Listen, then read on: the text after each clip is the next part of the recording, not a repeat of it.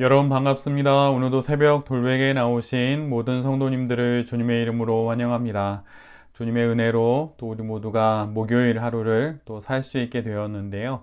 하나님의 말씀인 열왕기하 말씀 함께 묵상하고 또 이 말씀으로 이 하루도 잘 살아가는 우리 모두가 되기를 바랍니다. 오늘 우리에게 주시는 하나님의 말씀은 열왕기하 17장 28절로 34절까지의 말씀입니다. 그리하여 사마리아로부터 잡혀온 제사장 가운데 한 사람이 그리로 돌아가 베델에 살면서 주님을 경외하는 방법을 그들에게 가르쳤다. 그러나 각 민족은 제각기 자기들의 신들을 만들어 섬겼다. 그래서 각 민족은 그들이 살고 있는 성읍 안에서 만든 신들을 사마리아 사람들이 만든 산당 안에 가져다 놓았다. 바빌론 사람들은 숫꽃 분옷을 만들고 구다 사람들은 네르가를 만들고 하맛 사람들은 아시마를 만들었다.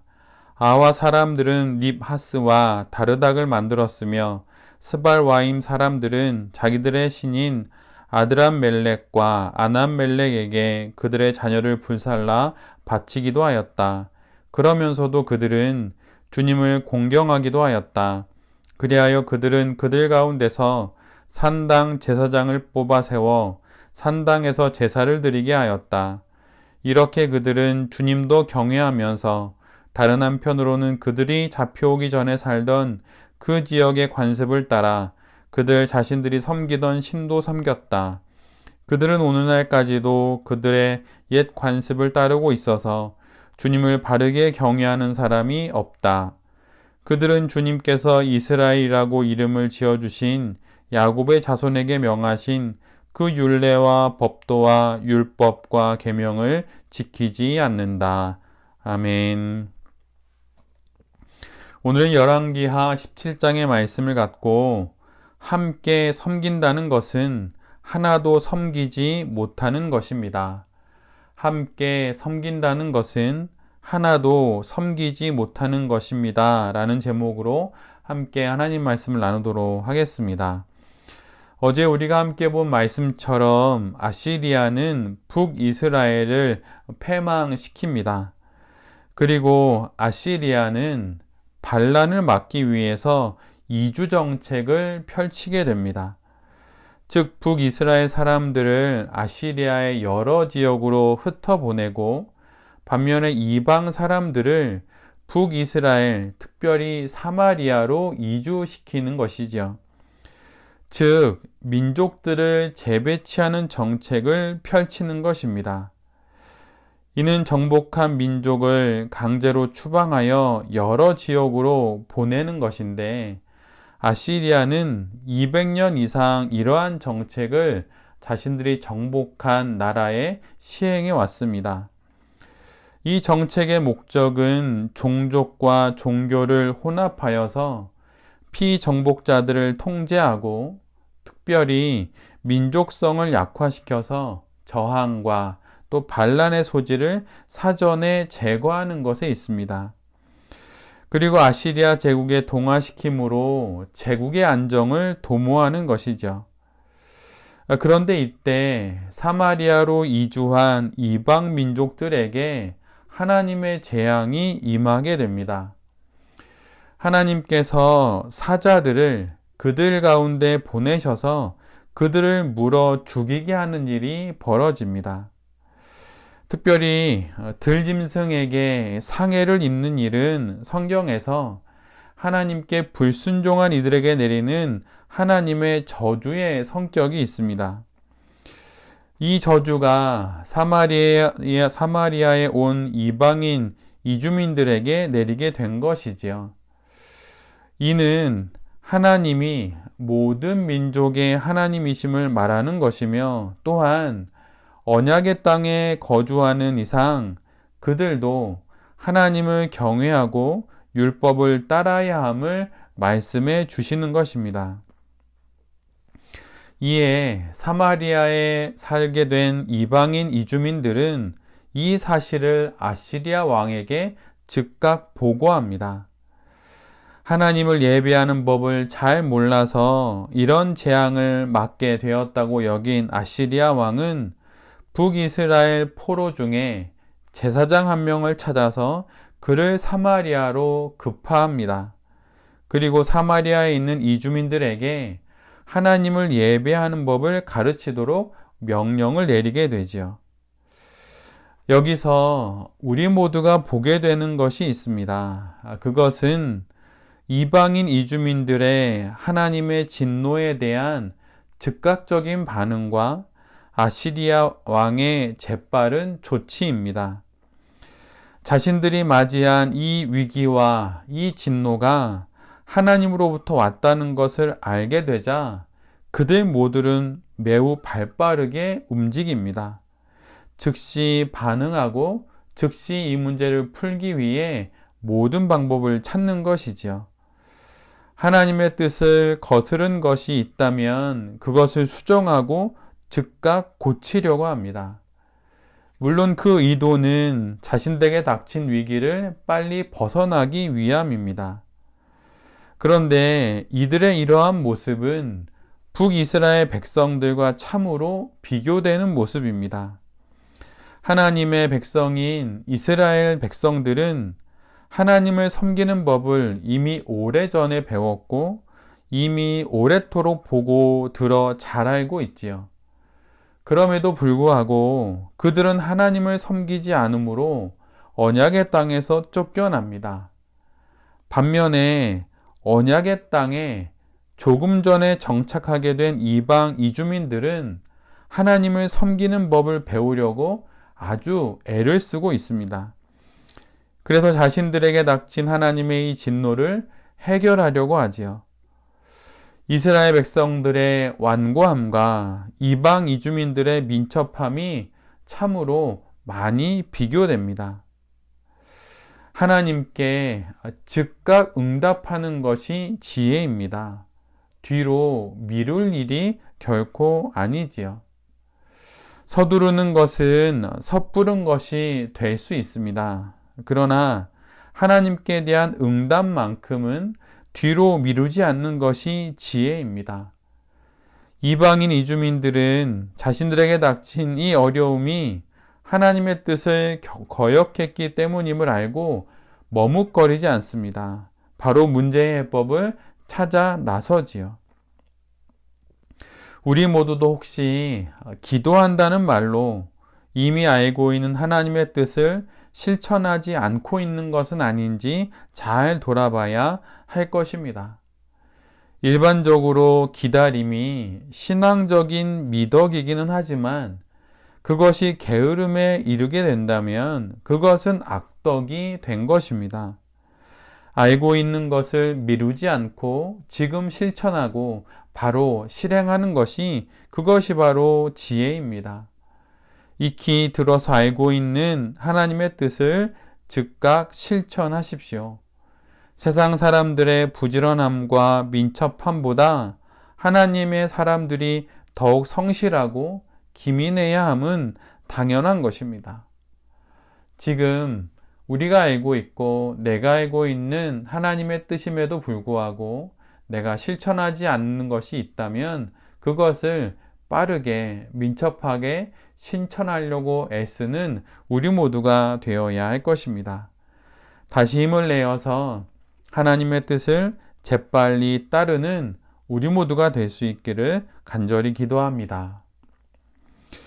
이방의 이주민들이 하나님을 예배하는 법을 알기를 원했고 이에 아시리아 왕은 북이스라엘 출신의 제사장을 그들에게 보내서 하나님을 예배하는 법을 가르치도록 합니다. 그런데 하나님을 경외하는 법을 배운 이방인 이주민들은 하나님과 함께 자신들이 예배해 왔던 우상들도 예배합니다. 그들은 하나님께 제물을 드리면서 동시에 심지어 자신의 자녀들을 우상들에게 바쳤습니다. 스스로 산당도 만들고 제사장들도 임의로 세우게 되지요. 즉 그들에게 하나님은 자신들이 섬겨왔던 여러 신들 중에 하나의 불과했던 것입니다. 사마리아로 이주한 바벨론 족속은 숫꽃 분옷이라고 하는 여신도 하나님과 함께 섬겼습니다. 구다 사람들은 네르갈이라는 바벨론의 재앙과 또 지하세계의 신을 하나님과 함께 섬겼습니다. 하맛 사람들은 아시마라는 시리아의 신도 섬겼고, 스발와임 족속은 자녀들을 불살라 바치는 아드람 멜렉과 아남 멜렉이라는 신도 섬기면서 하나님도 함께 섬겼습니다. 이주민들은 한편으로는 자신들이 섬기는 자신들이 거주하는 땅의 신으로 여기는 하나님을 두려워하면서 예배했지만, 다른 한편으로는 자신들의 신들을 섬기는 혼합주의적인 신앙을 가지고 있었던 것이에요. 그렇다면 이들이 하나님을 섬긴 것입니까? 아니면 안 섬긴 것일까요? 분명 그들은 하나님을 예배하기도 했고, 또한 오래도록 예배해왔던 우상들도 예배했습니다. 그렇다면 이들은 하나님을 섬긴 것입니까? 아니면 안 섬긴 것입니까? 이에 대한 하나님의 대답이 바로 34절의 말씀입니다. 그들은 오늘날까지도 그들의 옛 관습을 따르고 있어서 주님을 바르게 경외하는 사람이 없다. 그들은 주님께서 이스라엘이라고 이름을 지어주신 야곱의 자손에게 명하신 그 율법과 법도와 율법과 계명을 지키지 않는다. 하나님의 판결은 명확하고도 정확합니다. 이방인 이주민들은 하나님을 섬기지 않았던 것입니다. 하나님과 우상을 함께 섬기는 것은 n분의 1의 분량으로 하나님도 섬기고 우상도 섬기는 것이 결코 아닙니다. 예전에 기름값이 많이 올라서 종종 가짜 휘발유를 파는 경우들이 있었지요. 휘발유에 다른 물질들을 혼합하여서 휘발유로 팔았던 것입니다. 가짜 휘발유를 넣고 달려도 처음에는 자동차들이 잘 다니는데 시간이 점점 지나면 결국 차가 완전히 망가지는 일이 벌어지곤 했습니다. 그런데 여러분 혹시 가짜 휘발유에 가장 많이 들어가는 것이 무엇인지 아십니까? 그것은 다름 아닌 휘발유입니다. 휘발유가 가장 많이 들어가지요. 그런데 그것을 사람들은 가짜 휘발유라고 부릅니다. 휘발유가 아니라는 것이죠. 진짜가 아니라는 것입니다. 휘발유가 가장 많이 들어있으면 그냥 휘발유라고 불러야 하지 않을까요? 그런데 그렇지가 않다는 것이에요. 이처럼 하나님과 우상을 함께 섬기는 것은 결국은 하나님을 섬기지 않는 것입니다. 그것은 가짜인 것이에요. 하나님과 세상을 겸하여 섬길 수는 없는 것입니다. 마태복음 6장 24절의 말씀처럼 아무도 두 주인을 섬길 수 없습니다. 한쪽을 미워하고 다른 쪽을 사랑하거나 한쪽을 중히 여기고 다른 쪽을 업신 여기는 것이죠. 이 말씀처럼 두 주인을 섬기는 것은 분명 한쪽을 미워하거나 다른 쪽을 사랑하거나 한쪽을 중히 여기거나 다른 쪽을 업신 여기는 것입니다. 그러기에 우상들을 섬기면서 하나님을 섬길 수 있는 것은 없는 일이라고 하는 것이에요. 지금 우리의 인생 속에서 하나님과 견주어 함께 섬기는 것이 만약 있다면 그것을 어서 빨리 버리고 그것으로부터 떠나야 할 것입니다.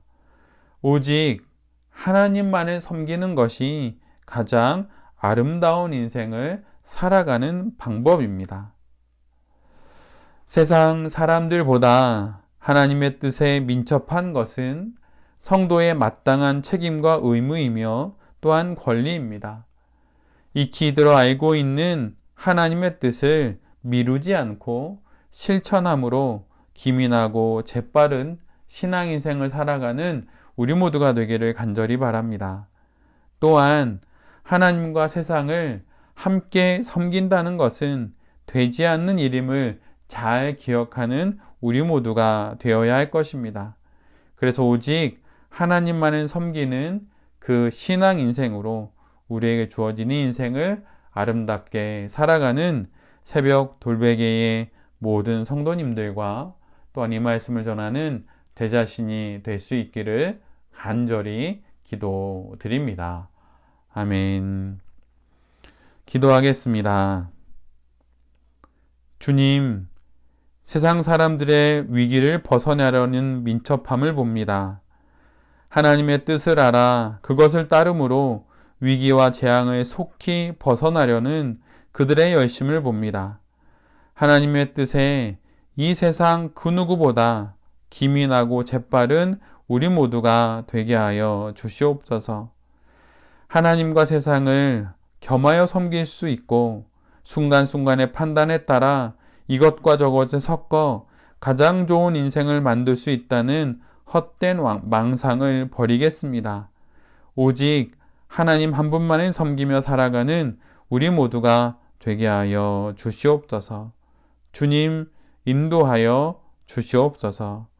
이 모든 말씀 예수 그리스도의 이름으로 기도드립니다. 아멘.